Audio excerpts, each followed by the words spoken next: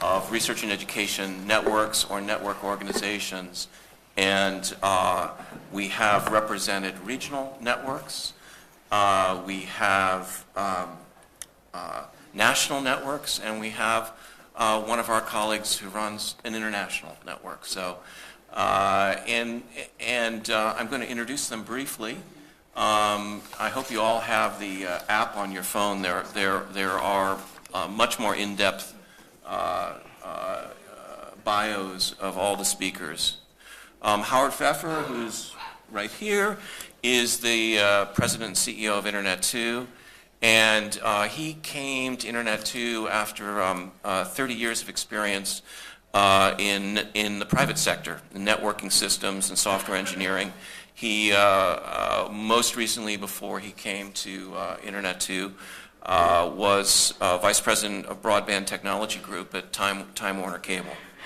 Tripti Sinha, who's to his right, is the Executive Director of MAX, the Mid-Atlantic Crossroads, sort of our sister organization way to the east. She's also the Assistant Vice President and Chief Technology Officer with the Division of Information Technology at the University of Maryland. And she leads the Advanced Cyber Infrastructure and Internet Global Services in addition to being the Executive Director. So she's very involved in future directions of the technology. And in fact, just before she was here, she was at a 2-week-long meeting, imagine that, a 2-week-long meeting in Japan, talking about some of the future of this technology. To my right, Jen Leasure. Jen is the president and CEO of the Quilt. The Quilt is an association of all of the research and education regional networks in the United States. And in fact, now there's participation in Quilt meetings by networks from beyond the U.S. Jen comes also from private sector to the Quilt. Inder Monga at the end. Inder has been at the Energy Sciences Network, and he leads ESNet, which is the high-performance network interconnecting national labs in the U.S. He's also the director of the Scientific Networking Division at Lawrence Berkeley National Lab, a fantastic place just above the University of California, Berkeley campus. Carlos Casasus to my left. Carlos has done in private and in public sector. He was the chief financial officer of Telmex. He was the president of Mexico City's Water Commission. He was the undersecretary for communications and technology development in Mexico's federal government. He was the president of the Mexican Telecommunications Regulatory Commission. And fortunately for us, since 1998, he has been the Director General of CUDI, which is the Mexican National Research and Education Network. So the panel is going to spend a little bit of time, each of them sort of giving you their point of view on where these networks are going. And then I have a few questions, and perhaps you'll have some questions for them as well. So Jen, why don't we start with you? All right, sounds good. Thank you. Good morning. It's a pleasure to be here with you today, and thank you, Louis, for the introduction. As Louis mentioned, I'm with the Quilt, which is a collaboration of our country's regional research and education networks. These are all nonprofit networks. About a third of these networks are independent 501c3 organizations, such as CENIC. About another third are university-based organizations, and the remaining third are some division of state government, for instance, Board of Regents. All of these organizations have their roots born out of higher education and have subsequently expanded their missions in the communities they serve to include K-12 schools, public libraries, local and state government in some cases, healthcare. So helping to bring access and meet the unique networking needs of these different communities across the geographies that they serve.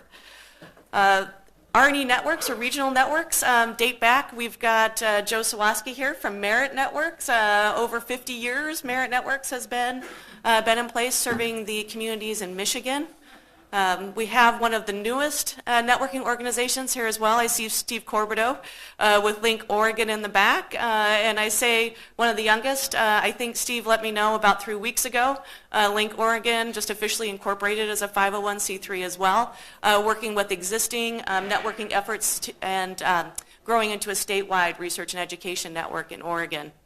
So a really rich history in terms of regional networks and the infrastructure that they provide into their geographies. I think I'll leave it at that and let you continue with introductions. Thanks. Tripti, since we're on the subject of regional networks? Sure. So thank you very much. I'm delighted to be here. I'm Tripti Sinha. I head up the Mid-Atlantic Crossroads, and I'll give you a brief synopsis of what the MAX is. It is the R&E regional network for the Washington, Baltimore, Northern Virginia area. And we span the state of Maryland, Northern Virginia, and Washington, D.C. And Maryland, as tiny as a state as it is, has, believe it or not, a minimum of 3 state networks. MAX is focused mostly on research. Our customers are federal agencies like the NIHs, NOAAs, and NASA's, universities, and R&D entities. We do not serve K through 12. We are not a 501c3. We are a center within the University of Maryland. We are not funded by anyone. We are truly, truly cost recovery, a fee for service. And we have other networks in the state that service the community colleges and the University System of Maryland network. There's a different network that connects the state entities. And we are not limited to just the state of Maryland. We are in the region and beyond. And we have an extremely active research arm. We truly have a division that is dedicated to doing sponsored research, thanks to support from NSF, DOE, DOD, and so forth. And this year we celebrate 20 years. We followed on the footsteps of Suranet, so our predecessor was Suranet, and then MAX was born about the time in 1999 when Internet 2 was being established and so forth. And with that, I'll turn it back to Louis. Sure. How about a little bit of our national networks, Inder? Thank you.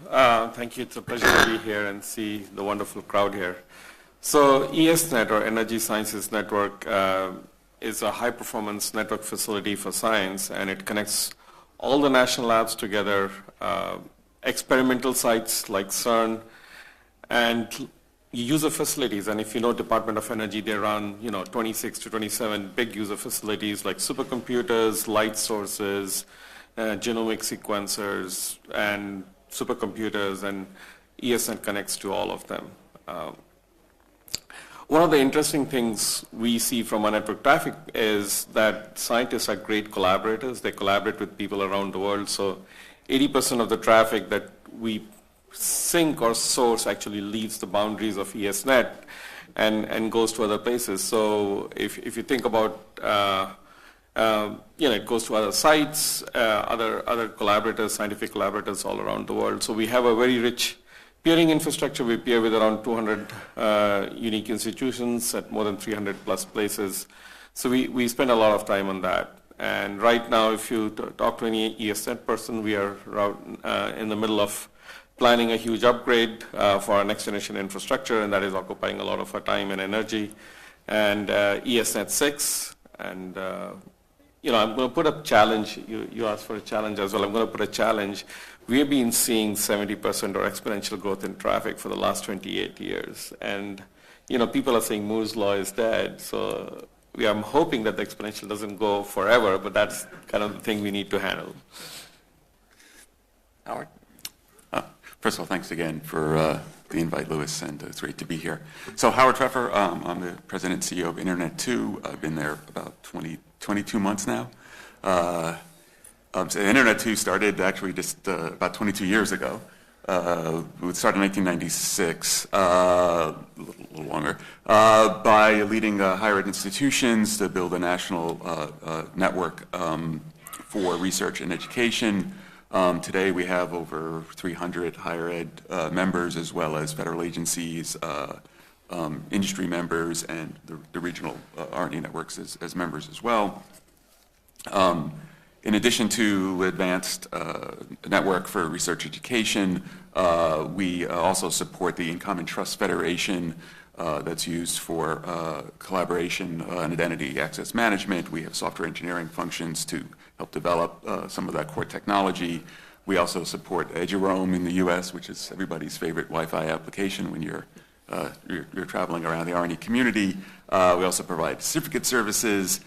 We have cloud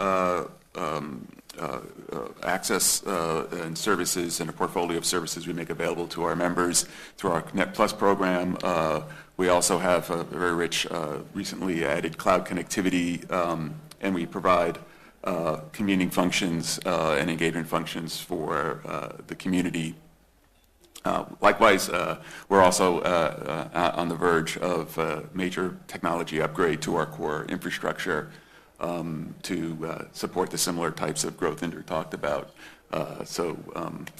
Thanks. Thank you, Howard. Carlos. Thanks for inviting me.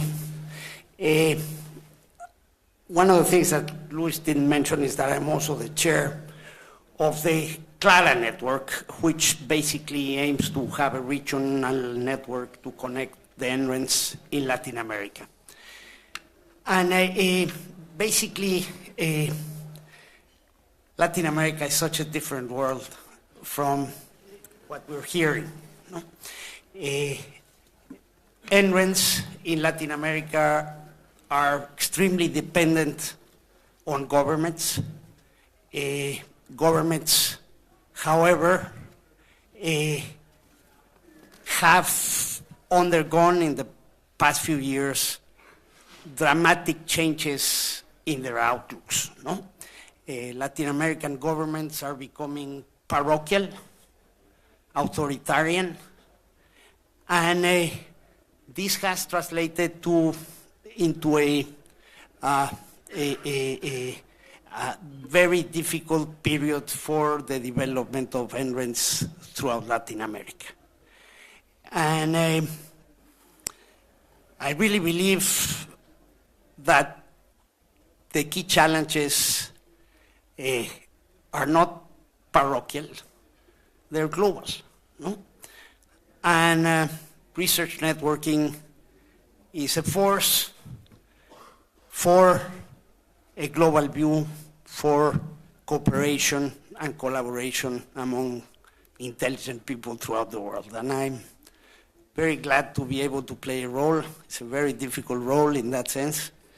But hopefully, no, smart people can make these big communal efforts come true. Thank you. Since the notion of a global ecology of research and education networks has been alluded to, because we all work with one another. We support a suite of activities that really are without boundaries. I want to ask the panelists for their views on, what do you think are the strengths of this ecology, but just as important, where are our weaknesses, and what might we do to address some of those weaknesses? Anybody? So I'll go first. So before I talk about our weaknesses, I think I'd like to focus first on our strengths and then where we lack. And in observing our community, I think one of our finest assets is collaboration. We're very good at collaborating. We're an exceedingly open community and always looking to come together. And another key element that drives us is we are in the business of enablement. We're not in the business to make money. We are here to enable the sciences. And I think our single biggest weakness is, and Luis, you're very clearly very different. The state of the nation state of California is very different. But in aggregate, when you look at the R&D community, I don't think we tell our story as well as we should. And I think that, I believe, is one of our weaknesses. In other words, the term to describe that would be marketing. For some reason, marketing is considered a private sector activity, not an activity that belongs to us, and it's looked down upon. But I think it's important for us to message, to market, to tell our story. What is marketing? It's essentially telling your story, bringing what is your value proposition, promoting the value proposition that we bring to the ecosystem. And I think that, I believe in aggregate, when you look at the nation story, the globe story of what R&E networks do, we don't tell the story of our enablement, how we enable the sciences. Others? I'd like to, excuse me. Go ahead, go ahead. No. I'll tie on to Tripti's comments in terms of the strength of our community. The research and education community is our common mission to enable research, to enable the education enterprise, to grow the population, to grow the future scientists through this technology that they get exposed to at younger and younger ages. And the collaboration in the community, this conference being an example of building that community at the local and the state and again at the national and global levels is really a hallmark of what this community does extremely well. And I'm going to tie on to Tripti's comments about marketing. I like to refer to it as outreach, and our outreach in terms of informing others of the assets, assets being the infrastructure, the knowledge, the expertise, the human networks that come with the research and education network. And I think we heard our opening plenary, Dr. Delaney, talk about this too, in telling our stories and making sure that cross-pollination of ideas happens across different disciplines, across different communities, to continue to strengthen the fabric of our national community. Howard, anybody else want to jump in? Well, I sort of agree with what both Tripti and Janet have said.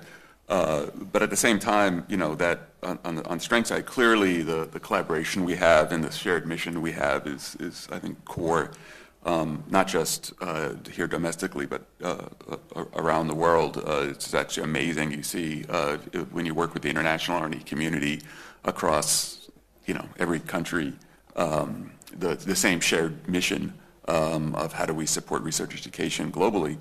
At the same time, because it's an ecosystem, it has its own set of challenges, especially when we try to do things that are end-to-end.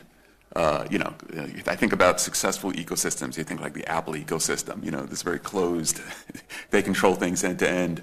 And, we have a different set of challenges, which is because we are all independent, even though we share the same mission, timing, lining up prioritization and collaboration at the operational level is certainly a challenge.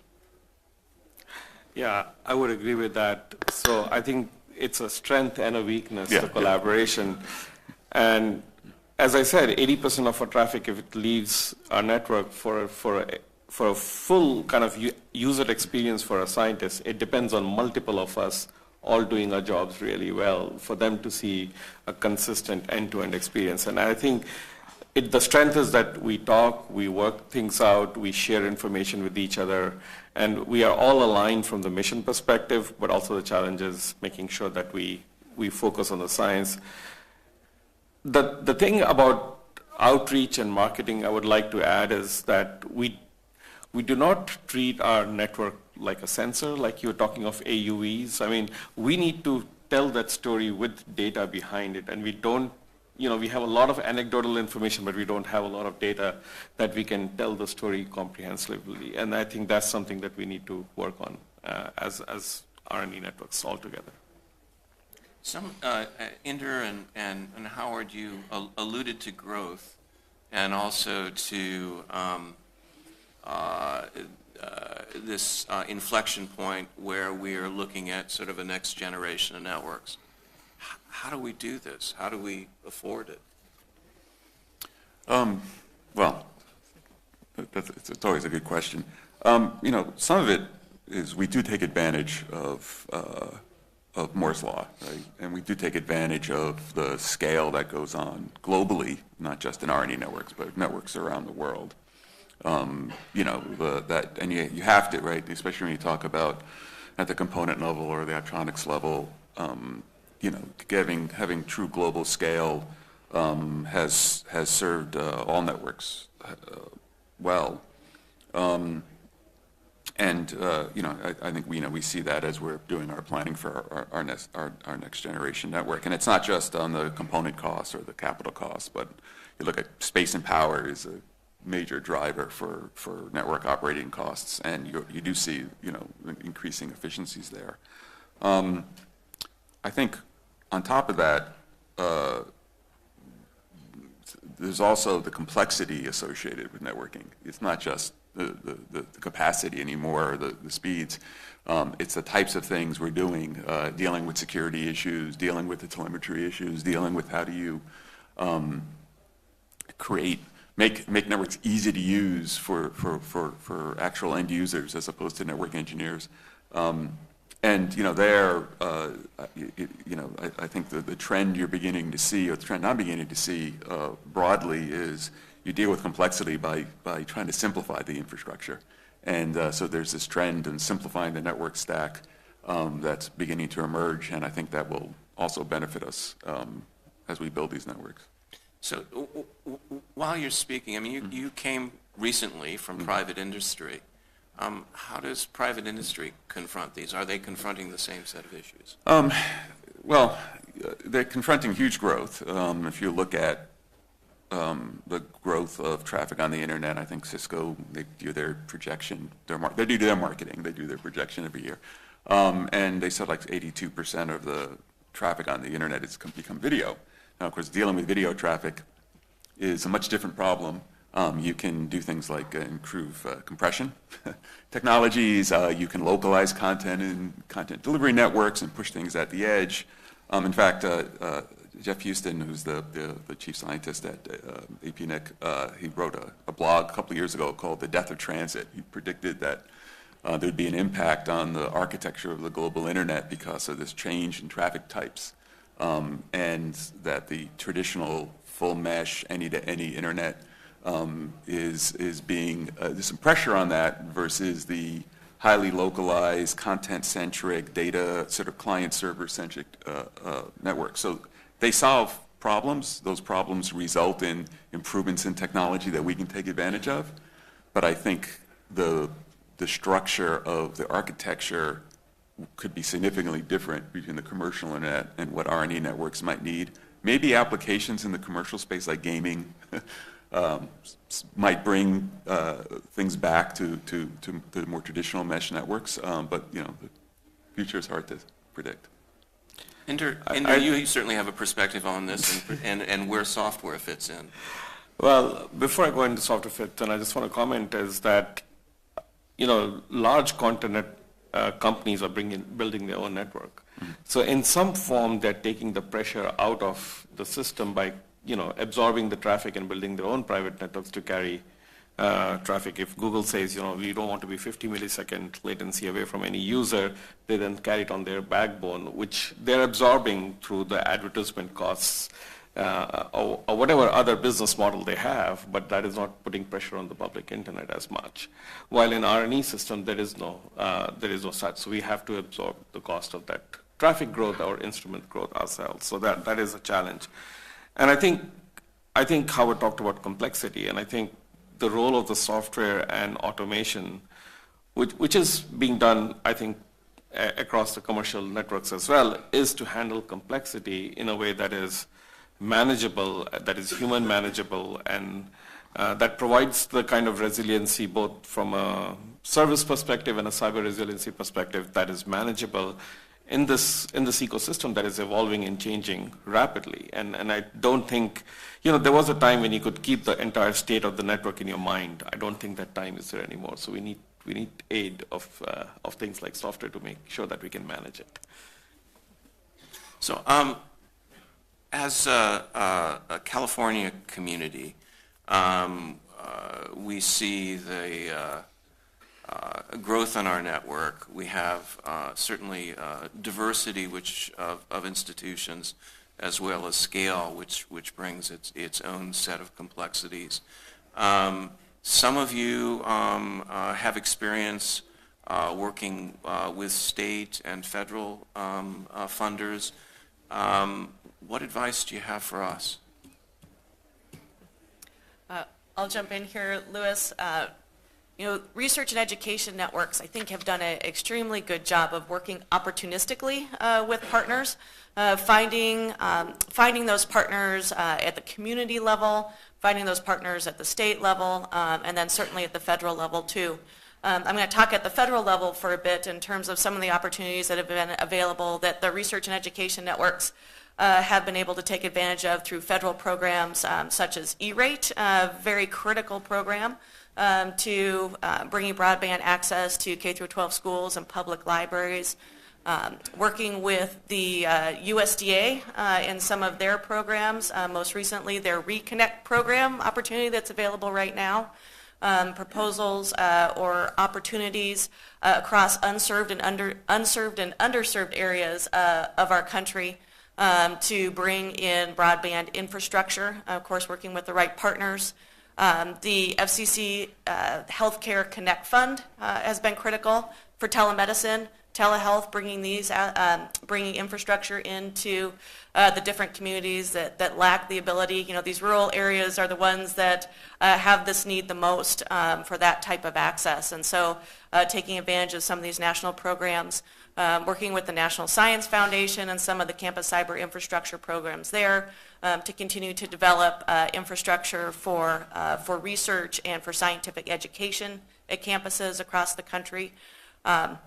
So really working across many lines and many opportunities. Hopefully in a little bit I can also talk about some of the state and local opportunities too. But it's really harnessing the convening factor of research and education networks. Our mission puts us in a different position in terms of the type of partnerships we're able to build at all levels to create access and opportunity.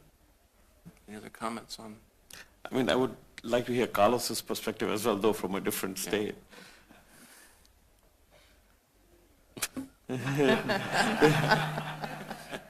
I'm sorry, Carlos, I put you on the spot here.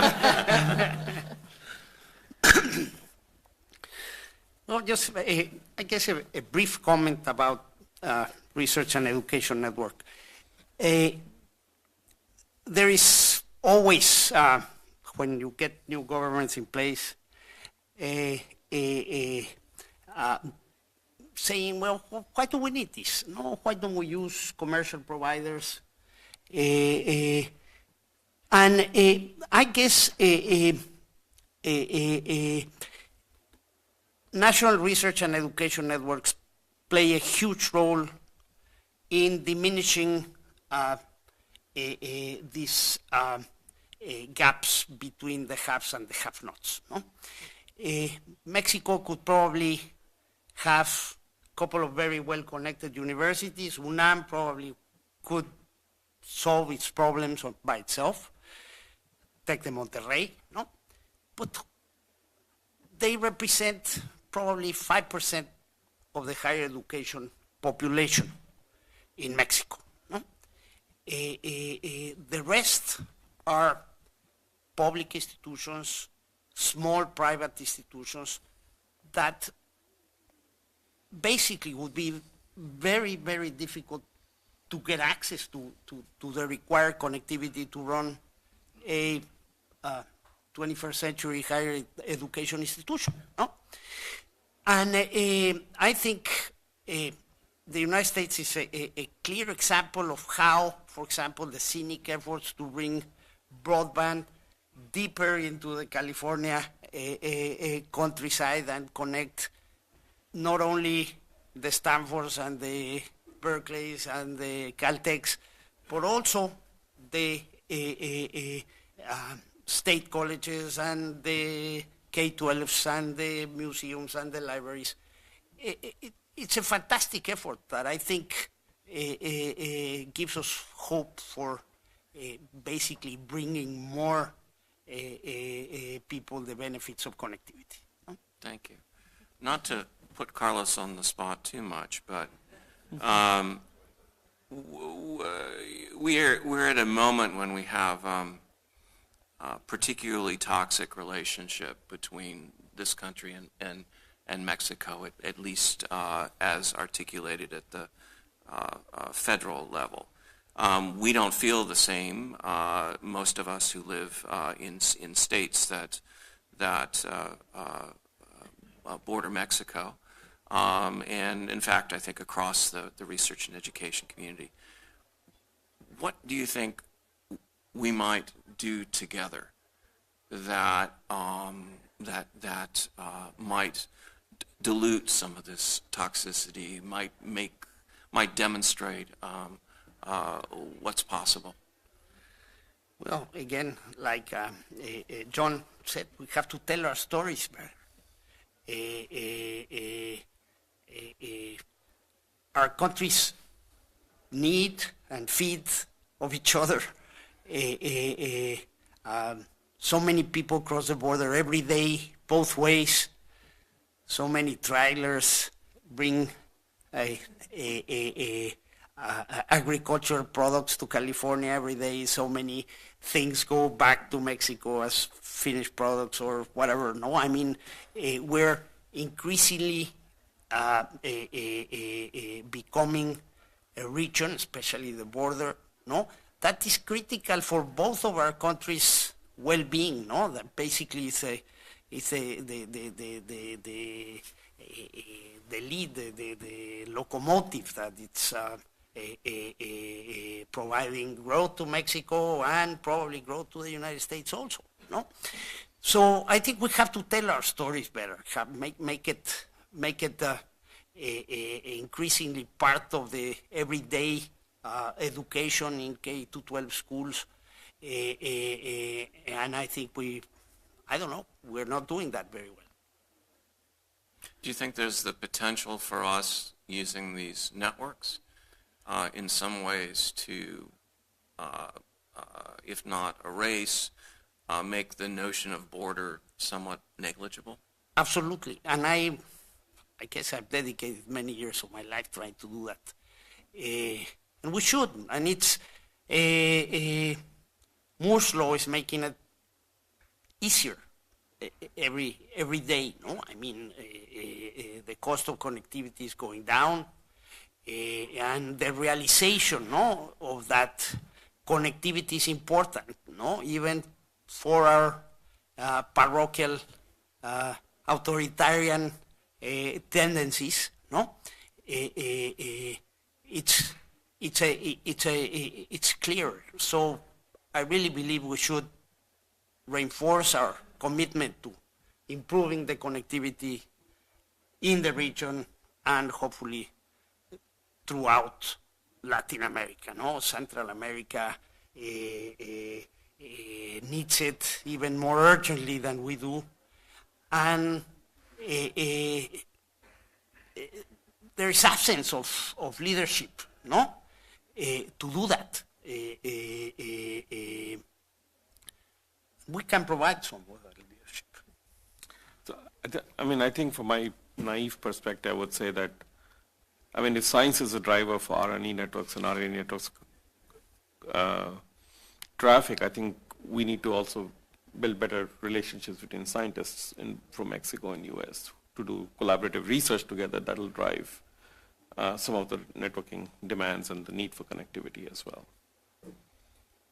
And it's what I'm trying to say, it's not just a network, it's a bigger ecosystem that we need to work on. So I want to, I can continue to ask questions probably all day, but I wanted to offer some of you in the room to take advantage of the expertise that we have here, and especially some of you from California. We have folks who face many of the same opportunities and challenges that we do. So what questions do you have? Jeff has the microphone. So, Louis, while we wait for someone to summon up the courage to ask a question, I'd like to just add to something that's been discussed. I'll Go ahead, please. Which is, I've made an observation that the relevance of R&E networks is evolving. And the one thing that I've experienced in the last few years is there is now tremendous competition. In the past, we were unchallenged, and today I find the commercial sector is truly challenging us, R&E networks. And this has become quite commonplace, and the rate of innovation in the private sector is staggering, absolutely staggering. I mean, when you look at what AWS has done, and every time I turn around, there's a new button on the interface. And they are now coming to us, R&E networks, to begin to understand the domain that we service. That was not the case 10, 15 years ago. So the value proposition is now shifting, and I think we have to look to partner in a very real sense with the commercial sector here. We cannot, we're no longer unchallenged in that regard. And I think there's also a more awareness when you look at the global ecosystem. Nation states are now taking a closer look at the internet. I've been to the United Nations in the last 12 months twice to talk to diplomats who are trying to legislate the network. And the message is, you really don't want to do that. First, try to understand how this works. So I think there is a shift, and we need to look and see what's happening, and we are being challenged. Now, I'm after attending your conference, I've only been here a few hours. Somehow the state of California is a little bit different. You've done a better job of putting your arms around this beast. But I think there is a slight evolution occurring in this ecosystem. Thank you. Someone had a question. Hey, Louis, it's Eric Brown. Eric Brown with the California Telehealth Network. And a question for the panel, actually two questions. One is, I'm curious, what are all of you doing, those of you here in the States, to serve in more of an advocacy role with regards to broadband strategy development at the federal or in some cases state and regional levels? So that's one question. And then the second, we actually support over 600 clinics and hospitals, mostly in rural and safety net communities around the country. And increasingly, we're facing challenges working with some of our partners who are somehow unwilling to consider wireless in when that is the most compelling option in those communities. Could you speak a little bit to the wireless challenge and how, if at all, you're addressing that?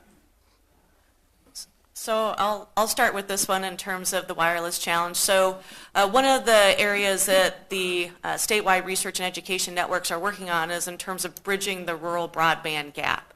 And getting to those areas where marketplace incentives have not yet brought broadband infrastructure in. Because of our public service mission, R&E networks are, as I mentioned, uniquely positioned to be very kind of partner agnostic and technology agnostic in delivering broadband access. And long term, certainly fiber investment is ideal, but the R&E networks recognize that from an economical standpoint, fiber isn't always the most efficient at the time. So we've got Quilt members. I see Joe Sawaski, so I'm going to point to Merit Networks again. I'm doing really interesting work with Wi-Fi deployment in the Upper Peninsula, working with broadband spectrum, TV white spaces, members in Pennsylvania, Maine, Nebraska, doing similar things in terms of using TV white space and Wi-Fi. CENIC has a really interesting story, as I know you know, in terms of Wi-Fi deployment here in the state, getting to those hard-to-reach places with other types of infrastructure development.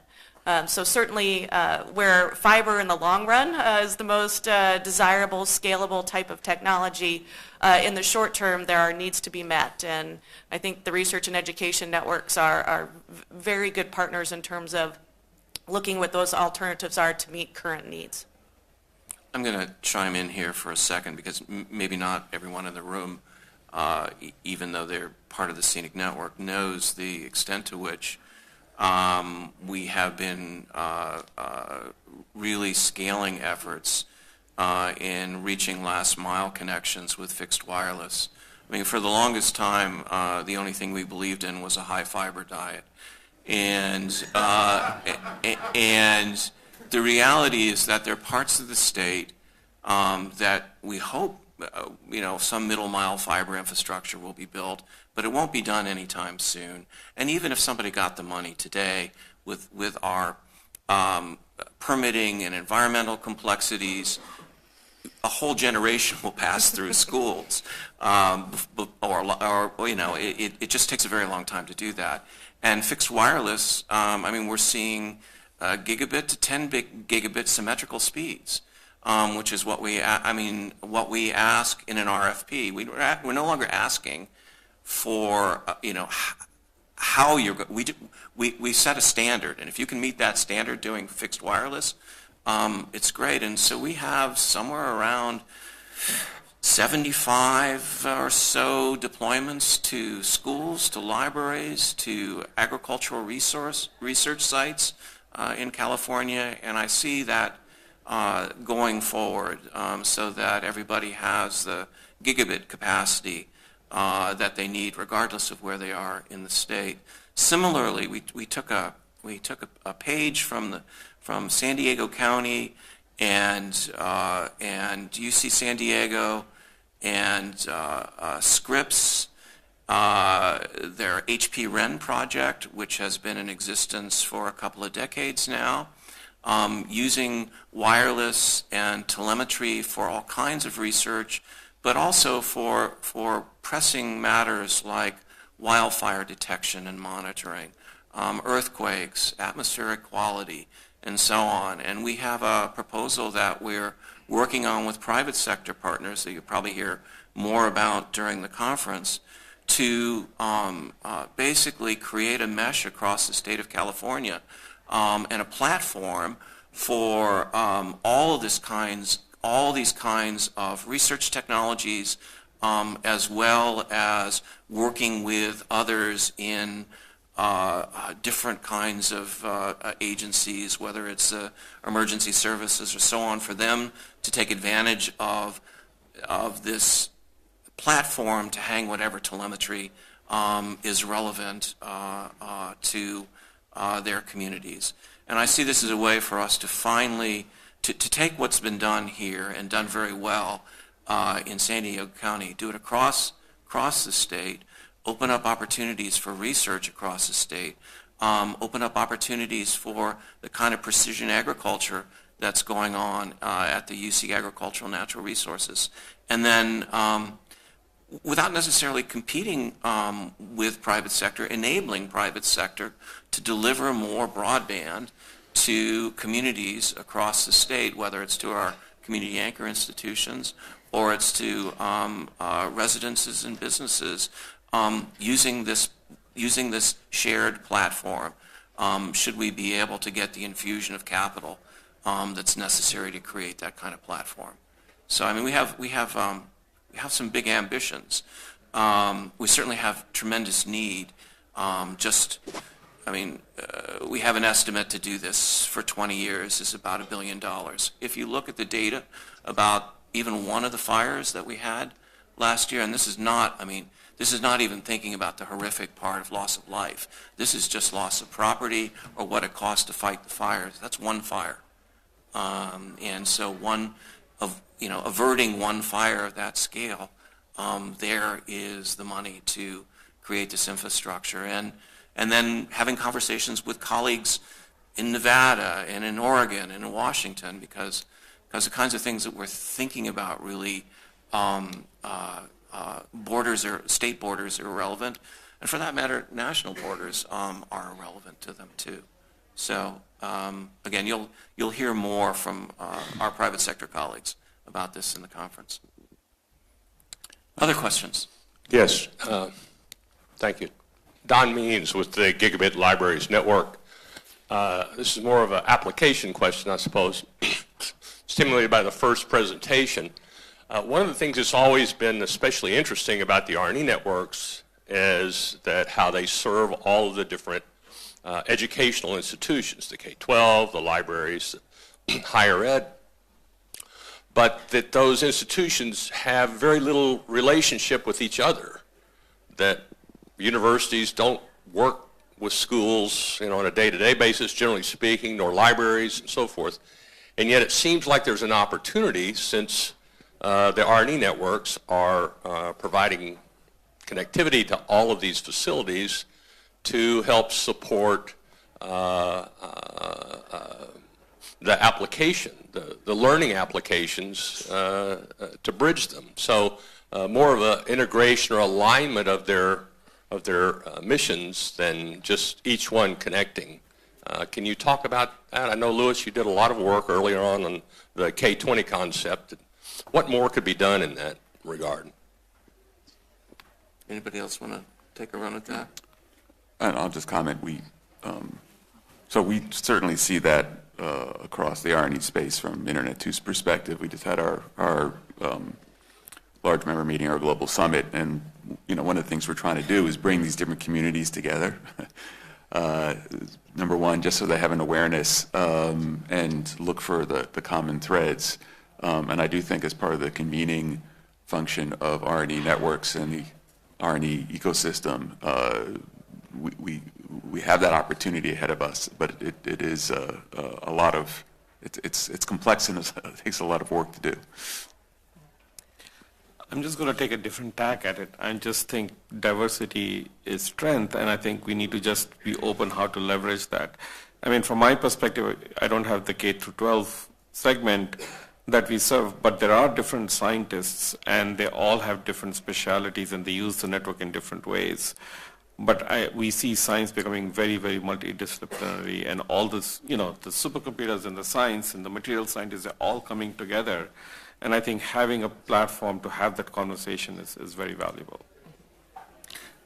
We've seen, going back to what John was talking about earlier, I can't remember, it was some years ago, we had a live stream of from the seafloor with John doing some narration that was streamed to libraries and schools across California, with libraries probably being the most readily accessible because it was more in their informal education world, and it was easier to fit into the day for them than it was than in schools with all the myriad demands that are put on them for how they use students' time.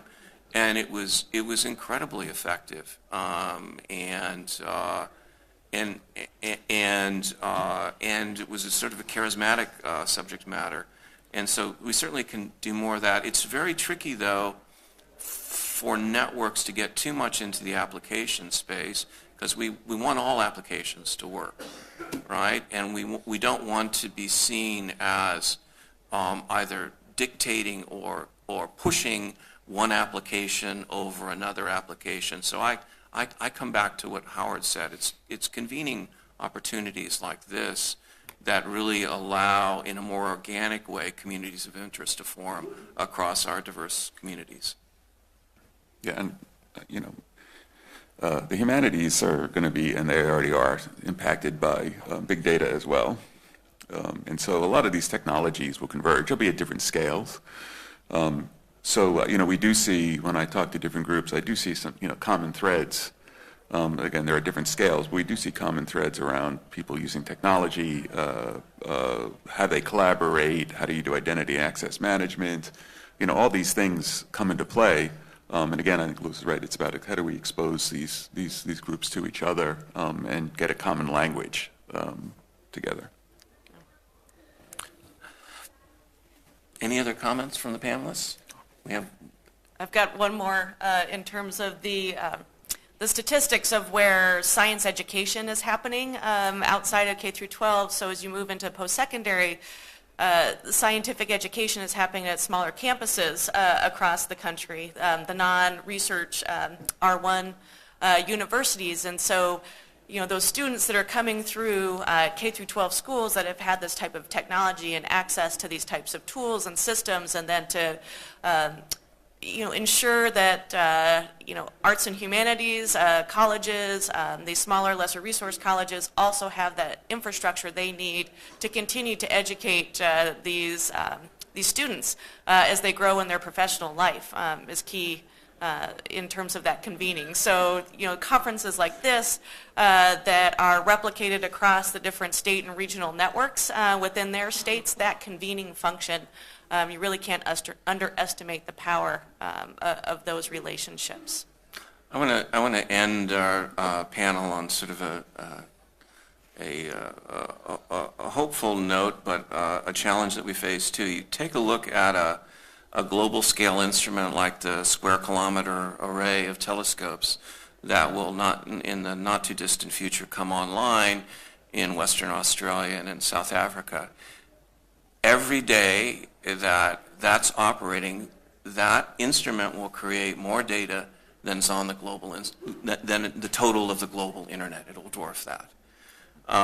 That's a tremendous opportunity for richness of education, but it sure as heck is going to challenge all of us who are involved in dealing with this data and making sure that it gets to the right places. So anyway, I want to thank the panelists. Most will be around, and do engage them. I believe we have a break now. We are on break.